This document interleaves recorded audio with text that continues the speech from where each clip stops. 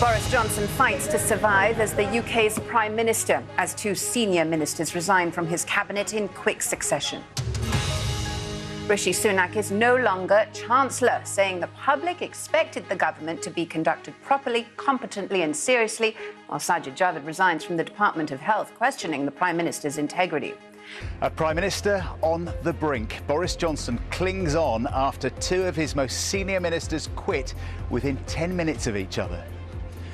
Both Rishi Sunak and Sajid Javid attacked Mr Johnson's leadership and his integrity, but he remains defiant this morning, appointing Nadhim Zahawi as his new Chancellor and Stephen Barclay as Health Secretary. Take a look at the front pages of the morning's newspapers. One story, a couple of different idioms. Let's start with the Telegraph, which says that Boris Johnson's premiership is hanging by a thread.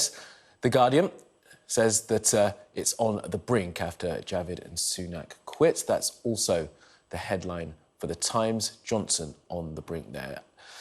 Same deal on the Financial Times front page. Johnson on brink as ministers quit. The Mirror says finally and calls the Prime Minister toxic. The Daily Mail asks whether Boris, the greased piglet, as he was once described by David Cameron, can wriggle out of this. And the Metro says, as you can see, going, gone. Timestamps there of the time that those two ministers resigned. The Sun says that this is Boris Johnson's last chance saloon. That's the Express there. It says Boris is going to fight on and he's going to cut taxes. There's the Sun, last chance saloon, and pictures of Sajid Javid and Rishi Sunak. Let's look at the papers, shall we? Because they had a tough job putting together their front pages for this morning, not quite knowing what was going to happen in those late night hours. So this is what they're doing on the front page of the Times. Johnson on the brink is their headline. Describes those cabinet resignations last night as a coordinated move that dealt a potentially fatal blow to the Prime Minister. Potentially, I guess, being the key word there.